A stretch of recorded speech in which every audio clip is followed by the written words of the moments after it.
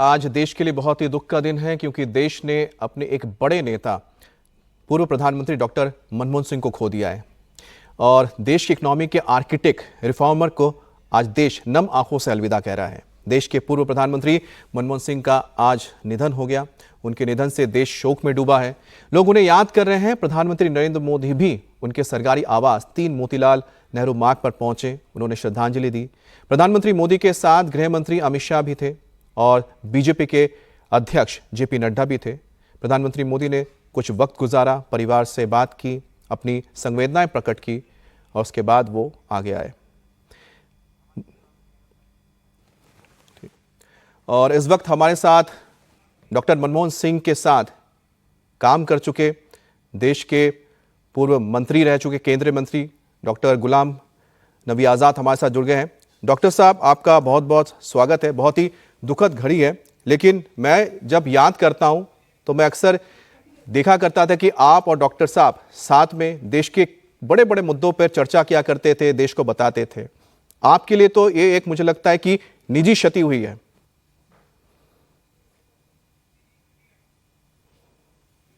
बिल्कुल सही आपने बताया। उनके निधन पर बहुत ही अफसोस है। ऐसा इंसान दोबारा मिलना संभव नहीं है। इतना शरीफ और इतना पढ़ा लिखा, इतना विद्वान, मैं समझता हूँ कि हमारे देश की हिस्ट्री में ऐसा फाइनेंस मिनिस्टर जिसके फैसलों ने, जिसके डिसीजन ने दुनिया को और देश को, भारत को एक नई ताकत, एक नई ऊर्जा दी। उस वक़्त जब इकोनॉमिक क्राइसिस पूरी दुनिया में थे, विश्व में थे, तो उन्होंने जो इकोनॉमिक लिबरलाइजेशन राव साहब के ज़माने में लाए, उस वक़्त हम कैबिनेट कोलीग्स थे और अच्छी तरह से एक दूसरे को जानते थे, इकट्ठे कैबिनेट में जाते थे, इकट्ठे बैठते थे, इकट्ठे निकलते थे। तो मैं उनको एज़ कोलीग 5 साल 91 से 96 तक जब हम कोलीग रहे तो बहुत अच्छी तरह से जानता हूँ, नज़दीकी तौर पर जानता हूँ कि निर्णय लेने वाले आदमी, जो बहुत सारे आदमी लोग कहते हैं कि कमज़ोर थे, मैंने कभी उनको कमज़ोर नहीं देखा। जब भी कोई देश के हित की बात हुई, गरीबों के हित की बात हुई, तो उसमें वो अपनी बात पर अटल रहते थे, कभी भी पीछे हटते नहीं थे। और प्राइम मिनिस्टर के रूप में तो मैंने उनके अंडर 2 दफ़ा काम किया है। उस जो प्यार और जो एडवाइस वो देते थे, एडवाइस भी अगर करते थे तो बड़े प्रेम और प्यार से लगता था। अपने घर का कोई एल्डर, बड़ा भाई या बाप आपको एडवाइस करता है कि ऐसा अगर करेंगे तो अच्छा होगा, वैसा करेंगे तो बहुत अच्छा होगा। तो इस तरह के प्राइम मिनिस्टर और इस तरह के लीडर मिलना आज के ज़माने में बहुत मुश्किल है जी। तो उनके निधन से पूरे देश को नुकसान हुआ है और हमें तो व्यक्तिगत तौर पर मैं कहूँगा कि नुकसान हुआ। जी आज़ाद साहब, हम तस्वीरें इस वक्त दिखा रहे हैं। प्रधानमंत्री नरेंद्र मोदी भी उन्हें श्रद्धांजलि देने पहुंचे थे और मुझे लगता है शायद आप बेहतर ढंग से बता सकते हैं, क्योंकि उनका एक ऐसा रुतबा था या उनकी ऐसी शख्सियत थी कि प्रधानमंत्री मोदी ने 2023 7 अगस्त को जब आखिरी बार राज्यसभा में आए थे डॉक्टर मनमोहन सिंह, उस दौरान उन्होंने जमकर तारीफ की थी। देखिए, मनमोहन सिंह जी ऐसे आदमी थे कि उनका कोई दुश्मन नहीं था, क्योंकि वो किसी को दुश्मन खुद भी नहीं मानते थे। दुश्मन तब होगा जब आप खुद दुश्मनी करोगे। उन्होंने किसी के साथ दुश्मनी नहीं की, उन्होंने किसी के साथ बुरा नहीं किया और किसी के बारे में बुरा बोलते भी नहीं थे। तो यही वजह है कि आज चाहे किसी भी पॉलिटिकल पार्टी का नेता हो या वर्कर हो, वो मनमोहन सिंह जी के खिलाफ कभी कुछ नहीं बोलेगा, बल्कि उनकी तारीफ ही करेगा। आजाद साहब, आपने बतौर उनके साथ टीममेट काम किया। जब नरसिम्हा राव प्रधानमंत्री थे, फिर जब वो खुद प्रधानमंत्री बने तो आप उनके टीम में शामिल हुए, वो कप्तान थे। तो शुरुआत में 1991 से करता हूं कि जिस दौर में वो ग्लोबलाइजेशन लिबरलाइजेशन को लेकर आए, कितना बड़ा चैलेंज था उस वक्त और कितना बड़ा जुआ था, गैम्बलिंग थी उस वक्त उनके लिए कि वो इनको लागू करें, क्योंकि देश उस वक्त इन सब चीजों के लिए तैयार नहीं था। नहीं, ये उनका असली में राव साहब ने उनको लाया भी था यही समझकर कि वो इकोनॉमिस्ट है, और जो बीमारी पूरी दुनिया को उस वक्त लगी थी और हमारे भारत में भी लगी थी कि इकोनॉमिक क्राइसिस थे, तो इसमें कोई इकोनॉमिस्ट तो बहुत सारे हैं जिनको वो जानते थे, कांग्रेस पार्टी में भी थे बहुत सारे इकोनॉमिस्ट, उन्होंने सबको ट्राई किया था, सबको जानते थे, लेकिन इनके बारे में वो रिजर्व बैंक के गवर्नर के अलावा और ज़्यादा नहीं जानते थे कि ये कितने काबिल हो सकते हैं। तो उन्होंने भी ये गैम्बल खेला था कि भाई इनको ला के फाइनेंस मिनिस्टर देख के देखेंगे, और जब लाया तो पूरा देश खुश हो गया और प्रधानमंत्री खुद स्वयं खुश हुए कि इस तरह की कार्रवाई उन्होंने की कि आज तक उसका असर आपको दिखता है। उसके बाद जितने भी प्रधानमंत्री आए तो उनकी पॉलिसीज़ को उन्होंने आगे चलाया। मुझे खुद अनुभव है कि मैं सिविल एविएशन टूरिज्म मिनिस्टर था, तो मैंने finance minister doctor Manmohan Singh ji से एक दिन चर्चा की कि भाई मैं भी लाना चाहता हूँ ये ओपन स्काई पॉलिसी, क्योंकि उस वक्त तक सिर्फ एयर इंडिया और इंडियन एयरलाइंस ही चलती थी। तो मैंने कहा कि भाई यहाँ अभी मैं जब मिनिस्ट्री संभाला तो 40 दिन के बाद पायलट्स जो थे इंडियन एयरलाइंस के वो स्ट्राइक से वापस आ गए, तो ऐसे कैसे चलेगा। तो मैं चाहता हूँ कि एक पॉलिसी लाई जाए ओपन स्काई पॉलिसी। तो कहा ये तो बहुत अच्छा होगा, मैंने कहा जिसमें सब जहाज़ आए, तो उनका बहुत समर्थन मिला मुझे। उसके बाद हमने कैबिनेट नोट और दूसरे मंत्रियों से बात की और वो ओपन स्काई पॉलिसी आ गई, और जिसकी वजह से आज देखते हैं कि कनेक्टिविटी पूरे देश में कितनी है, हर जगह हवाई जहाज़ अवेलेबल हैं जहां हम कल्पना भी नहीं कर सकते थे आज से 30 साल पहले। बिल्कुल।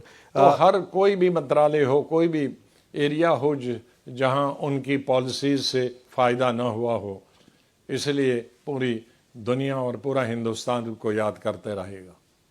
आजाद साहब, उनके कई ऐसे फैसले थे बतौर प्रधानमंत्री उन्होंने लिए, उस पर भी हम बात करेंगे, लेकिन एक जो चीज़ शायद देश का हर कोई जानना चाहता है कि आपका अनुभव कैसा रहा उनके साथ, पहले एक टीममेट की तरह काम करने के साथ जहां पर आपने कंधे से कंधा मिलाकर काम किया, और दूसरी तरफ जो टीम बनी थी उस टीम के आप कप्तान थे और आप वहां पर स्ट्राइकिंग, मुझे लगता है कि ओपनर थे, बैट्समैन थे आप, राज्यसभा में हमेशा आप ही ओपनिंग करते थे।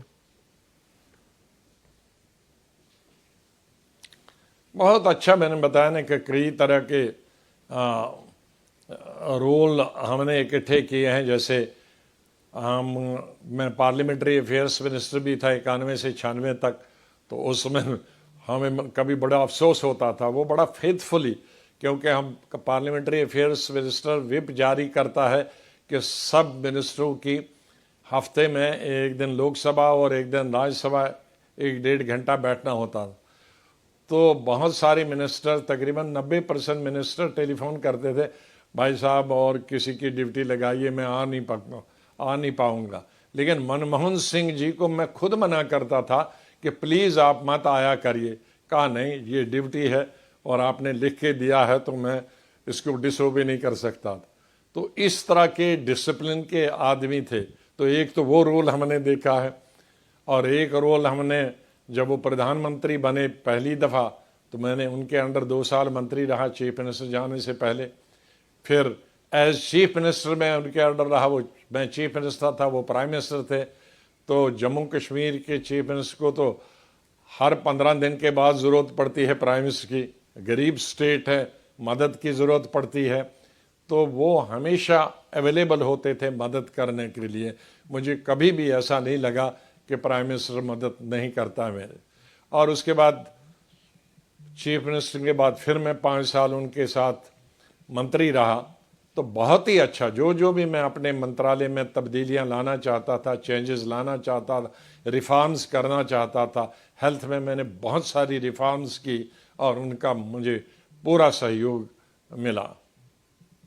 MBBS MD की सीटें डबल की, ट्रिपल की, पूरे देश में उनका हमेशा मुझे सहयोग रहा। आजाद साहब, क्योंकि आपको लेकर भी जो एक बयान आया ऐसा था, प्राइम मिनिस्टर जो प्राइम मिनिस्टर के जी अपनी बात रखें आप। प्राइम मिनिस्टर के रूप में भी हमसे बड़े थे, उम्र में भी बड़े थे, एडवाइस में भी बड़े थे, पढ़े लिखे भी ज़्यादा थे, विद्वान भी थे।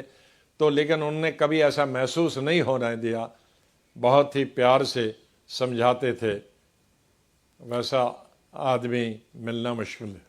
जी बिल्कुल। उनके कुछ फैसले थे जिसमें मुझे एक फैसला बहुत ज़्यादा इसलिए याद आता है, उसको लेके बहुत लंबी चर्चा हुई थी पूरे देश में, संसद में भी हुई थी। और उस वक्त जब आपके सहयोगी दल थे कम्युनिस्ट पार्टी, वो एक तरह से उस खिलाफ चले गए थे आप लोगों की सरकार के, और वो वाकया था अमेरिका के साथ जो न्यूक्लियर ड्रिल था। किस तरह से डॉक्टर साहब ने, डॉक्टर मनमोहन सिंह ने मजबूती के साथ उस फैसले पर वो अड़े रहे? आपने तो बहुत करीब से उस पूरे दौर को देखा था। तो मैंने यही बताया ना कि लोग जो समझते हैं कि कमज़ोर था, तो बहुत सारे निर्णय उनके, मनरेगा जैसा चीज़ें आप देखेंगे, बहुत से और ये ऐसे फैसले यहाँ देश के लिए भी, चाहे या अमेरिका के न्यूक्लियर डील के बारे में हो, जिनको वो करना चाहते थे, तो वो पीछे उन्होंने ये परवाह नहीं की कि हमारी सरकार रहती है या नहीं रहती है, लेकिन देश का हित किस में है, देश को किस चीज़ से फ़ायदा मिल सकता है, उसमें वो कभी पीछे नहीं रहे। तो इसलिए जो लोग उन कहते थे कमज़ोर आदमी है, तो कमज़ोरी किसी की आवाज़ पर नहीं होता है, कमज़ोरी उसके निर्णय पे होता है, उसके फैसले पे होता है। वो हमेशा जो फैसले लेते थे देश हित में, वहाँ उन्होंने अपनी ताकत हमेशा दिखाई। और आज़ाद साहब, क्योंकि हम ये जानना चाहेंगे उस दौर में किस तरह से उन्होंने सबको मनाया, वो किस तरह से संवाद करते थे दूसरे पार्टियों के नेताओं के साथ, ताकि वो उनके फैसले को समझे और साथ रहे?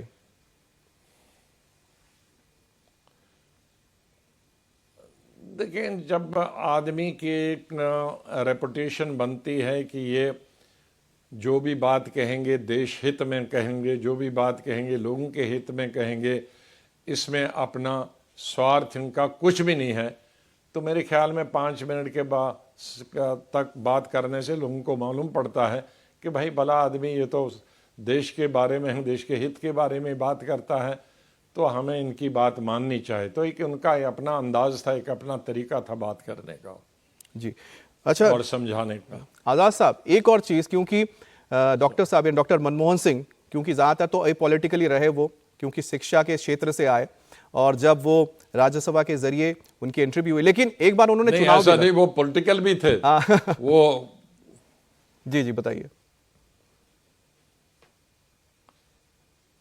नहीं, अब वो चुनाव लड़ना, और मेरे ख्याल में आज के ज़माने में जिस तरह के आज के में मतलब 20-30 सालों से जिस तरह से पूरे देश में बदलाव आया है इलेक्शन लड़ने का, लड़ाने का, तो शायद उसमें मनमोहन सिंह जी जैसे शरीफ आदमी का इलेक्शन लड़ना और लोगों को समझाना और लड़ाना बहुत मुश्किल हो गया है। और आज के ज़माने में, आज के दिनों में बहुत ही मुश्किल हो गया है उस तरह के जो सोच वाले, हमारी जैसी सोच वाले इलेक्शन लड़ने वाले, क्योंकि आज बहुत सारे चीज़ें, जो कास्ट इसमें जुड़ गई है, धर्म आ गया है, पैसा आ गया है, तो कुछ हमारे जैसे मनमोहन सिंह जी जैसे आदमी हैं, हम उसमें फिट नहीं होते। लेकिन सब चीज़ों पे विश्वास करते हैं, तभी धर्मों पे विश्वास करते हैं, सभी जातियों पे विश्वास करते हैं, पैसे के इस्तेमाल पे विश्वास नहीं करते हैं। तो ये बहुत सारे लोगों के लिए, और मनमोहन सिंह जी तो भी उसकी मिसाल थे कि उसमें वो फिट नहीं होते थे। सर, बहुत बहुत शुक्रिया, आप हमारे साथ जुड़े, आपने डॉक्टर मनमोहन सिंह के साथ अपने जो आपके तजुर्बा है हमारे साथ आपने साझा की। बहुत बहुत शुक्रिया आपका।